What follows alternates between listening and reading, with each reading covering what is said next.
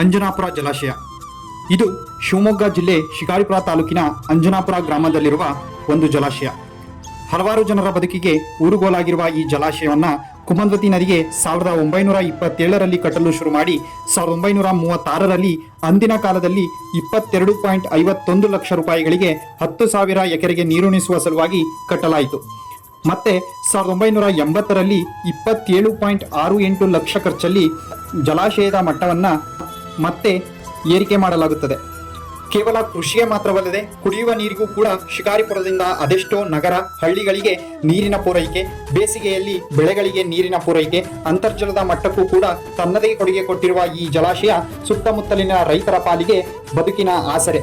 ಇದಲ್ಲದೆ ಕೇವಲ ಒಂದು ಜಲಾಶಯವಲ್ಲದೆ ಮಾರ್ಚ್ 2018ರಲ್ಲಿ ತನ್ನ ಕೆಲಸವನ್ನು ಮುಗಿಸಿ ಜುಲೈ 2018ರಲ್ಲಿ ಹಲವಾರು ಭವ್ಯ ವಿನ್ಯಾಸಗಳನ್ನು, ರೈತಪರ ಆಕರ್ಷಣೆಗಳನ್ನು, ಸ್ವತಂತ್ರ ಹೋರಾಟಗಳನ್ನು, ವಿವಿಧ ರೀತಿಯ ಜಾನುವಾರುಗಳ ಕಲಾಕೃತಿಗಳನ್ನು ಹೊತ್ತು ಪ್ರಾರಂಭವಾದ ಶಿಕಾರಿಪುರ ತಾಲೂಕಿಗೆ ಮತ್ತೊಂದು ಪ್ರವಾಸಿ ತಾಣವಾಗಿ ನಿಂತ ಅಂಜನಾಪುರ ಉದ್ಯಾನವನ. ಮಳೆಗಾಲದಲ್ಲಿ ಮೈದುಂಬಿ ಹರಿಯುವ ಈ ಜಲಾಶಯ ಪ್ರವಾಸಿಗರ ಕಣ್ಣಿಗೆ ಹಬ್ಬ. ಸುತ್ತಲೂ ಆವರಿಸಿದ ಬೆಟ್ಟಗಳ ನಡುವೆ ಅದೆಷ್ಟೋ ಜಲಚರಗಳ ಹೊತ್ತು ಮೈದುಂಬಿಕೊಂಡಿರುವ ಪ್ರಕೃತಿಯ ಸೌಂದರ್ಯಕ್ಕೆ ಮತ್ತಷ್ಟು ಮೆರುಗು ತರುವ ಜಲಾಶಯ ಇದು ನಮ್ಮ ಅಂಜನಾಪುರ ಜಲಾಶಯ. ನಮ್ಮ ಪೇಜ್ನ ಫಾಲೋ ಮಾಡ್ಕೊಳ್ಳಿ.